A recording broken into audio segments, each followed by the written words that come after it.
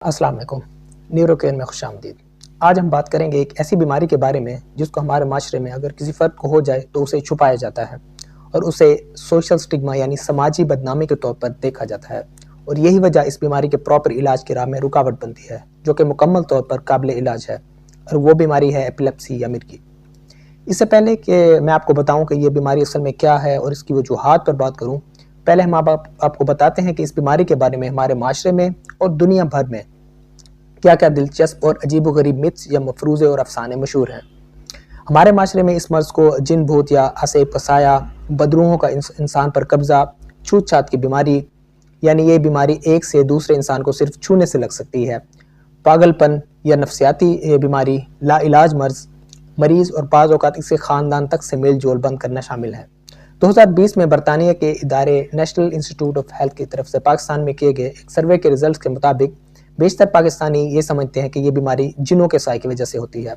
12% के मुताबिक ये खुदा का उस बंदे पर अजाब है, और तकरीबन 40% के मुताबिक ये एक नफ्सियाती बीमारी या साइकेट्रिक इलनेस है। अब चलते हैं बाकी दुनिया की तरफ। कदीम यूनान में इसे मुकद्दस बीमारी कहा जाता था और इसे खुदा की तरफ से एक अतिया समझा जाता था। चाइना, कोरिया और जापानी कल्चर में इसे पागलपन की एक किस्म समझा जाता था। कदीम रोमन इसे छूत छात की बीमारी समझते थे, और कदीम नॉर्वे के लोगों ने तो हद ही कर दी थी कि वो इस बीमारी का शिकार ख़वातीन को ही चुड़ैलें समझते थे। ज़ाहिर है इन तमाम बातों का हकीकत से कोई दूर दूर तक कोई ताल्लुक़ नहीं है, और ये सब झूठे मफरूज़े और अफसाने ही हैं। अब हम आपको बताते हैं कि ये बीमारी असल में क्या है। एपिलेप्सी या मिर्गी असल में दिमाग के किसी हिस्से में या पूरे दिमाग में एकदम से बहुत ज़्यादा करंट या इलेक्ट्रिकल डिस्चार्जेस पैदा होने की वजह से शुरू होती है।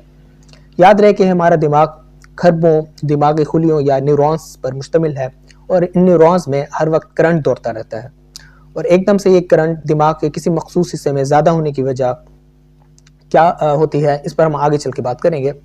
और इस ज़्यादा करंट की वजह से एपिलेप्सी के मरीज़ को अचानक झटके लगना, बेहोश होना, इर्द गिर्द की दुनिया से बेखबर होना, सेंसेशंस यानी हवास का ख़त्म होना और अजीब तरह से बर्ताव करना हो सकते हैं।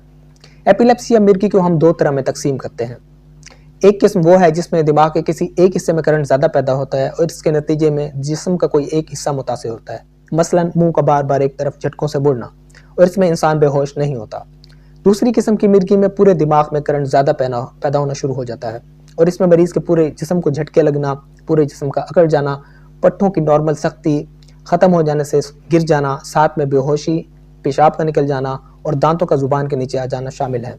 साथ ही में मरीज़ को तेज़ रोशनी, शोर या अजीब तरह की स्मेल भी महसूस हो सकती है। अब हमारे जहनों में मिर्गी की जो किस्म आती है वो यही वाली आती है, मिर्गी का नाम सुनते ही। और इसके अलावा एपिलेप्सी की एक और किस्म है जिसमें मरीज़ एक जगह फ्रीज हो जाता है, अपने इर्द गिर्द से लाताल्लुक़ लेकिन मुकम्मल होश में रहता है, और इस हालत को मेडिकल की ज़ुबान में एब्सेंट सीजर्स कहा जाता है, और ये आमतौर पर बच्चों में होती है। अब ज़हन में ये सवाल पैदा होता है कि आखिर ये इतना ज़्यादा करंट दिमाग में क्यों पैदा होता है। इन वजूहात में वो तमाम चीज़ें शामिल हैं जिससे दिमाग के किसी हिस्से को नुकसान हो जाता है। इसमें दिमाग की रसौली, फालिज का अटैक होना, दिमाग की चोट, बच्चे की पैदाइश के वक्त देर से रोने की वजह से इसके दिमाग को होने वाला डैमेज, बच्चों या बड़ों में गर्दन तोड़ बुखार और कुछ अद्वियात शामिल हैं। इसके अलावा ये मर्ज़ मौरूसी भी हो सकता है, वालिदैन से औलाद में जीन्स के ज़रिए ये मुंतकिल हो सकता है। लेकिन ये मर्ज़ कंटेजियस यानी छूत छात और मिलने जुलने से हरगिज़ नहीं फैलता। अब बात हो जाए इस बीमारी की तशख़ीस कैसे होती है। इसमें जो सबसे ज़रूरी चीज़ है वो है मरीज़ की झटकों की हिस्ट्री, खुद मरीज़ या इसके साथ रहने वाले लोगों की ज़ुबानी, और मिर्गी के अटैक के दौरान बनने वाली वीडियो इस बीमारी की तशख़ीस में बहुत ज़्यादा मदद करती है। और इस मरीज़ की अटैक के दौरान आपको वीडियो एक बंदे को बहुत ज़रूरी है कि बनानी चाहिए। इसके अलावा एक और टेस्ट जिसमें एपिलेप्सी की तशख़ीस में बहुत मदद मिलती है वो है EEG यानी इलेक्ट्रोएन्सेफेलोग्राफ। ये टेस्ट बुनियादी तौर पर मरीज़ के दिमाग की इलेक्ट्रिकल एक्टिविटी या बरकी सरगर्मी को रिकॉर्ड करता है, और मिर्गी के मरीज़ की करंट की लहरें आम इंसान के दिमाग से ज़्यादा होती हैं, जिसको मेडिकल की ज़ुबान में एपिलेप्टिफॉर्म डिस्चार्जेस कहा जाता है। इसके अलावा इस बीमारी की जड़ या वजह जानने के लिए दिमाग का CT स्कैन और MRI भी कराया जा सकता है, जिसमें हमें वो वजह मिल सकती है कि जिसकी वजह से दिमाग का डैमेज हुआ है, मसलन दिमाग की रसौली, फालिज, दिमाग की चोट वगैरह। मिर्गी एपिलेप्सी के मर्ज़ की एक ख़ास बात यह भी है कि कई वजूहात की बिना पर ट्रिगर हो सकती है। یعنی اس مرض کا شکار فرد اگر ان میں سے کسی حالت کا شکار ہو تو اس کو مرگی کے جھٹکے لگنے کے چانسز بڑھ جاتے ہیں۔ ان وجوہات میں سب سے اوپر مرگی کی ادویات اپنے مقررہ وقت پر نہ کھانا یعنی مس ڈوز ہے۔ اس کے علاوہ سٹریس، بخار، تیز روشنی، بھوکا رہنے، نیند کی کمی، پانی کی کمی یعنی ڈی ہائیڈریشن اور نشہ آور ادویات کا استعمال شامل ہے۔ یعنی اس مرض کا شکار افراد کو ان باتوں سے لازمی بچنا چاہیے، اور یہ ایک طرح سے اس مرض کی احتیاطیں یا پرہیز بھی ہے۔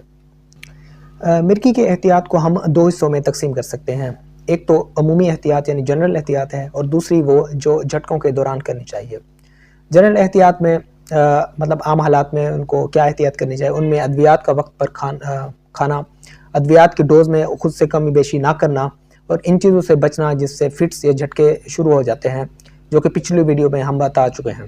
اور اپنے بیڈ روم میں اکیلے ہونے کی صورت میں کوشش کریں کہ دروازہ لاک نہ کریں، اور کریں تو اس کی ایک چابی باہر پڑی ہوئی ہو، اور اپنے ارد گرد شیشے کی چیزیں جہاں تک ہو سکے نہ رکھیں، اور باتھ ٹب میں ہرگز نہ نہائیں، اس کی بجائے فوارہ یا شاور کا استعمال کریں، اور تیراکی کرتے وقت کوئی نہ کوئی انسان آپ کے ہمراہ ضرور ہو، اور اونچائی پہ بغیر پروٹیکشن کام کرنے سے گریز کریں۔ اور دوسری اب احتیاط پہ بات کرتے ہیں کہ اگر خدا نخواستہ کسی مریض کو مرگی کے جھٹکے لگنا شروع ہو جائیں تو اس صورت میں کیا کیا احتیاط کرنی چاہیے۔ سب سے پہلے تو آپ نے اپنے آپ کو مکمل حواس میں رکھنا ہے، کیونکہ اگر انسان کی اس وقت کوئی مدد کر سکتا ہے اس انسان کی تو وہ صرف اور صرف آپ ہیں۔ تو اگر وہ انسان گر رہا ہے تو آپ اسے پکڑ کر کروٹ کے بل لٹا دیں، اس کے ارد گرد سے کوئی بھی نقصان پہنچانے والی چیز ہٹا دیں، یعنی شیشے کی چیز، کوئی نوکدار چیز یعنی چھری کانٹے وغیرہ۔ اور کروٹ کے بل لٹانے کا یہ فائدہ ہوتا ہے کہ مریض کو سانس ٹھیک سے آتا ہے، اور اگر کوئی الٹی کرتا ہے تو وہ سانس کی نالی میں نہیں جاتی، اور مریض کے سر کے نیچے کوئی نرم چیز بھی رکھی جا سکتی ہے۔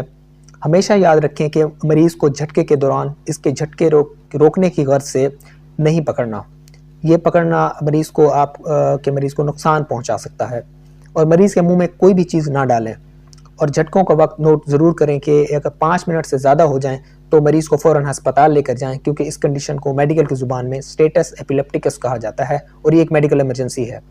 اس کی وجہ سے مریض کے دماغ کو مستقل طور پر نقصان ہو سکتا ہے۔ اس کے علاوہ اگر مریض سانس صحیح سے نہ لے پا رہا ہو یا مکمل طور پر ہوش میں نہ آئے، جیسے کہ پہلے جھٹکوں کے دوران وہ آ جاتا تھا، تو اس صورت میں بھی مریض کو فوراً ہسپتال لے کر جائیں۔ اگلی ویڈیو میں ہم مرگی کے طریقہ علاج پر بات کریں گے کہ اس کے لیے کون کون سے جدید طریقہ علاج آج کل میسر ہیں، اور ان پر ہم ایک تفصیلی بات کریں گے۔ تب تک کے لیے خدا حافظ۔